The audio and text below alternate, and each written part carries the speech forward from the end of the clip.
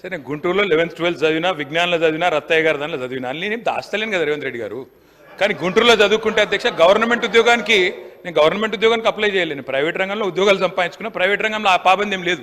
Government రంగంలో 610 GO, private రంగంలో 610 GO వర్తించదు రేవంత్ రెడ్డి గారు. దయచేసి ఇక ఆ పర్సనల్ విషయాలకు నేను పోన్లే. కానీ అధ్యక్ష నేను ఒకటి చెప్తా ఉన్నా అధ్యక్ష, వారికి సూరత్ విషయం చెప్పారు. First year after the inception program పెట్టినప్పుడు మొదటి సంవత్సరం జనరల్గా ఎట్లా పనిచేస్తుంది రేవంత్ రెడ్డి గారి సిస్టమ్ అంటే అక్టోబర్లో దసరా అప్పుడు ఇవ్వాలి, బతుకమ్మ దసరాకి ఇవ్వాలి చీరలు. అక్టోబర్లో ఇవ్వాలంటే ఆర్డరు దాదాపు 7-8 నెలలు 9 నెలల ముందు ఇవ్వాలి. అట్లయితేనే ఆడ ఉన్న లూమ్స్ అన్నింటినీ కూడా ఫంక్షనల్ చేపియాలి, వాళ్ళను నడిపియాలి. ఎందుకంటే ఆ చీర తయారు చేయాలంటే డిజైన్లు అన్ని టైం పడుతుంది.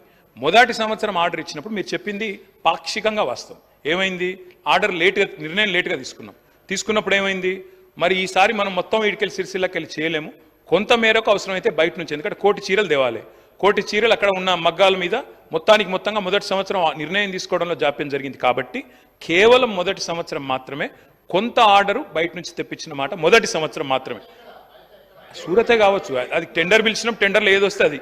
మీరు అందుకే అంటున్నాను ఆఫీసర్ పేరు తీసుకున్నారన్నారు. యాక్చువల్లీ అధ్యక్ష నేను కూడా బిజినెస్ రూల్ చదివినా. మీరు కావాలంటే ఆఫీసర్లను స్పెషల్ అటెండీస్ కింద పిలవచ్చు, కావాలంటే పిలిపియండి, చర్చ పెట్టండి, నేను వద్దంటలేను. దయచేసి నేను వారితో కోరేది ఏంటంటే ఏమన్నా అనుమానం ఉంటారు రేవంత్ రెడ్డి గారు 10 ఏళ్ల పాలన మీద బ్రహ్మాండంగా ఎంక్వైరీ చేయండి, ఎక్కడ తప్పులు జరిగినా మీరు చర్య తీసుకోండి. We welcome it sir, we welcome it. ఆ విషయంలో అనుమానం లేదు అధ్యక్ష. ఇంకొక 2 విషయాలు అడిగారు వారు. ఎంఎంటీఎస్ అడిగారు, ఎంఎంటీఎస్ ఎయిర్పోర్టు ఉమ్దానగర్ గురించి అడిగారు. ఆ టైంలో అప్పుడున్న ప్రభుత్వంలో కరోనా తర్వాత నిజానికి కొంత ఇబ్బంది అయిన మాట వాస్తవమే. ఆ రోజు మేము ఎంఎంటీఎస్ ముందుకు తీసుకొని పోవాలనుకున్నా కేంద్ర ప్రభుత్వ సహకారం కూడా మాకు ఆశించినంత రాలేదు. ఇప్పుడు మీరెట్లయితే వివక్షాన్ని ఒలిపెడుతున్నారో మేము కూడా గట్లే పెట్టినాం. ఈ రోజు మీకు తత్వం బోధపడ్డది మాకు అప్పుడే అర్థమైంది. కాబట్టి అది మా తప్పు కాదు. చివరిగా అధ్యక్ష నేను ఇంకొక 10 మినిట్స్లో ముగిస్తాను అధ్యక్ష. నేను ఇంకొక మాట అధ్యక్ష, నిన్న మొన్న నేను పవర్ డిమాండ్ కూడా చర్చ విన్నాను అధ్యక్ష. నేను వారి దృష్టికి తీసుకొస్తా ఉన్నా. థ్యాంక్ యూ శ్రీధర్ బాబు గారి ఇంటర్వెన్షన్కి థ్యాంక్ యూ. వారు న్యూయార్క్ లండన్ కాదు దానికంటే మెరుగ్గా చేస్తామన్నారు. వాళ్ళే మనం చూస్తానికి వచ్చేటట్టు చేస్తామన్నారు. చాలా సంతోషం అధ్యక్ష, గొప్పగా చేయాలి, మీ ప్రభుత్వం సక్సీడ్ కావాలని చెప్పి కూడా కోరుతున్నా. I hope we become a role model to the rest of the world sir. I wish you all good luck sir. ఇంకొక 2 విషయాలు సార్. ఇప్పుడు నిన్న మొన్న ఎనర్జీ డిమాండ్ విషయంలో మాట్లాడినప్పుడు ఏం లేదు అంతా బాగుంది కరెంట్ అని చెప్పారు. నేను గౌరవనీయులైన మంత్రివర్యులకి ప్రభుత్వానికి పంపుతా ఉన్నాను సార్, దయచేసి చూసుకోండి. These are the paper clippings from MGM hospital Warangal. 6 గంటలు కరెంటు పోయి ఎంజీఎం హాస్పిటల్లో అక్కడ పేషెంట్లు చిన్నపిల్లలు ఇబ్బంది పడి ఆఖరికి ఇంక్యుబేటర్స్ పనిచేయకపోతే ఇన్ఫెంట్స్ కూడా ఇబ్బంది పడ్డ పరిస్థితి పేపర్లో వచ్చింది. నేను దయచేసి మంత్రి గారికి పంపుతా ఉన్నా. ఇది భువనగిరి ఆసుపత్రిలో గౌరవనీయులైన కోమటిరెడ్డి వెంకటరెడ్డి గారు కూడా చూసుకోవాలా. దాదాపు టార్చ్ లైట్ వెలుతురులో సర్జరీలు చేస్తూ ఉన్నారు. ఇది చూసుకోండి దయచేసి. ఇలాంటి సంఘటనలు రాష్ట్రంలో జరగడం మనకు అప్రతిష్ట, చూసుకోవాలని చెప్పి కూడా నేను కోరుతా ఉన్నా. అదేవిధంగా అధ్యక్ష వారు లా అండ్ ఆర్డర్ విషయంలో కూడా చాలా చెప్పారు. మరి నిన్న మా సబితా ఇంద్రారెడ్డి గారు చాలా అద్భుతంగా మాట్లాడారు. వారు చెప్పారు అధ్యక్ష, ఇది ఈనాడు పేపర్లో వచ్చిన వార్త, ఈ నగరానికి ఏమైంది అంటూ ఈనాడు పత్రికలో రాసిన వార్త, ఆంధ్రజ్యోతి పత్రికలో వచ్చిన వార్త, 30 రోజుల్లో 20 మర్డర్లు. అధ్యక్ష ఇప్పుడు నేను ఇక్కడికి వస్తుంటే మనం మాట్లాడి లా అండ్ ఆర్డర్ మీద మా సబితా ఇంద్రారెడ్డి గారు 48 గంటలు కాలేదు. రాష్ట్రంలో మరొక 4 అత్యాచారాలు ఎక్కడెక్కడ, వనస్థలిపురం పిఎస్ పరిధిలో ఒక సాఫ్ట్వేర్ ఇంజనీర్ పైన సామూహిక అత్యాచారం, ఓయూ పిఎస్ పరిధిలో ప్రయాణికురాలిపై ఆర్టీసీ బస్సు డ్రైవర్ అఘాయిత్యం, నల్లగొండ జిల్లా శాలిగౌరారంలో దివ్యాంగ మహిళ మీద అత్యాచారం. ఇవన్నీ జరగకూడదు అధ్యక్ష, దురదృష్టకరం. All I'm saying is please review law and order. I'm sending this to the honourable minister and honourable chief minister sir. Sir ఇంకొక మాట చెప్పాలి సార్.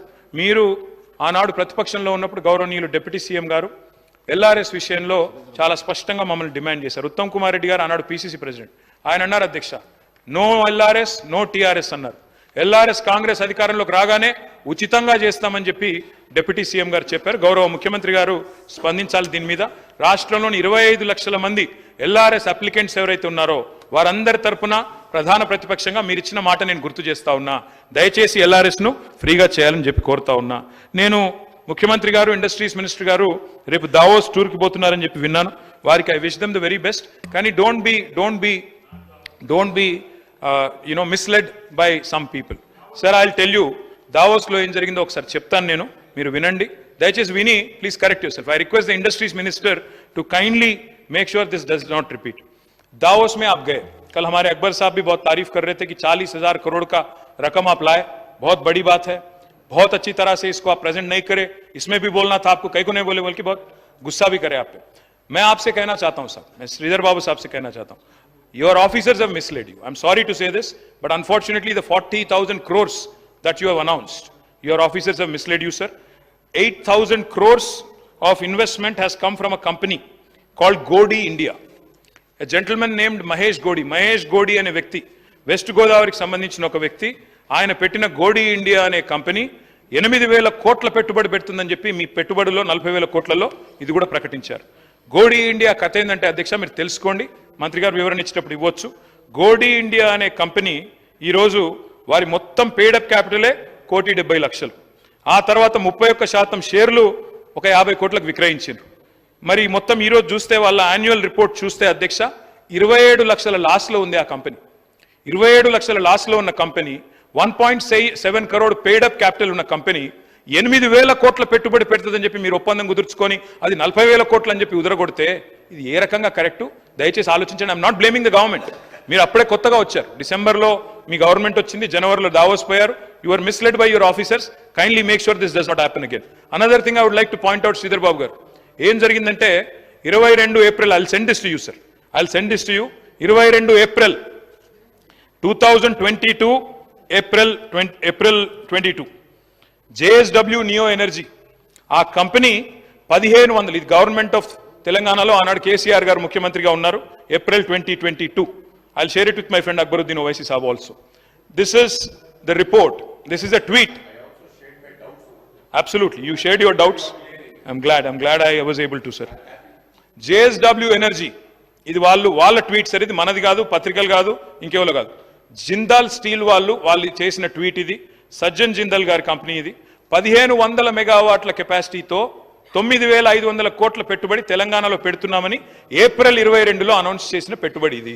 మళ్ళా దాన్నే మీరు దావోస్ పెట్టుబడిగా రెండోసారి చూపెట్టి, జయేష్ రంజన్ గారు కూడా ఉన్నారు ఈ ఫోటోలో, నేను వారికి పంపిస్తాను, దయచేసి మరి మంత్రి గారు చూసుకోవాలని చెప్పి నేను కోరుతాను. ఇది మళ్ళీ అంటే 40,000 కోట్లలో దయచేసి నేను కోరేది 8,000 కోట్లు గోడి ఇండియా, అది బోగసు. రెండవది ఈ 9,500 కోట్లు ఆల్రెడీ ఎప్పుడో వచ్చింది, అంటే ఈ రెండు తీసేస్తే ఎంత పోయింది? 10,000 కోట్లు ఆడనే పోయింది. మిగిలింది అదాని 12,400 కోట్లు. నేను ప్రభుత్వం పాలసీ అడుగుతున్నా. రాహుల్ గాంధీ గారేమో అదాని ఫ్రాడ్ అంటాడు, మరి మీరేమో అదాని దోస్త్ అంటారు. ఓల్డ్ సిటీలో కూడా పైలట్ ప్రాజెక్ట్ ఇస్తారట, ఏందో విషయం చెప్పాలి. అదాని పెట్టుబడులను ఒక దిక్కు మీరే అంటున్నారు, మొత్తం బీజేపీకి పెట్టుబడి ఆయనే పెడతాడు. డబుల్ ఇంజన్ అంటే ప్రధాని అదాని అని ముఖ్యమంత్రి గారు మాట్లాడతారు, మళ్ళీ అదానికేమో రెడ్ కార్పెట్ వేసి వెల్కమ్ చెప్తున్నారు. ఇది ఎక్కడి నీతి, ఎక్కడి న్యాయం చెప్పాలా? వారే చెప్పాలా? ఏ రకంగా దీన్ని రాష్ట్ర ప్రజలు అర్థం చేసుకోవాలని చెప్పి కూడా నేను కోరుతా ఉన్నా.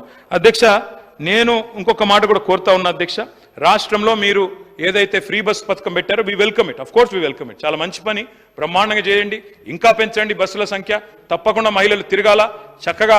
అందులో ఇంకా బస్సుల సంఖ్య పెంచినట్టయితే కొట్లాటలు కూడా కావు. కానీ ఆటో డ్రైవర్లు 59 మంది ఆత్మహత్య చేసుకున్నారు. వాళ్ళ పేర్లు వివరాలతో సహా మీకు నేను లిస్టు పంపుతా ఉన్నా. ఈ ఆటో డ్రైవర్లకు మీరు మాట ఇచ్చారు, మీరు ఆటో డ్రైవర్లకు ఒక బోర్డు పెడతామని, నెలకు 1,000 రూపాయలు పెడతామని మీరు మాట ఇచ్చారు. దయచేసి. Hello everyone, Namaste, this is Sushmita Banerjee. Please like, comment and share and also subscribe TSR News channel.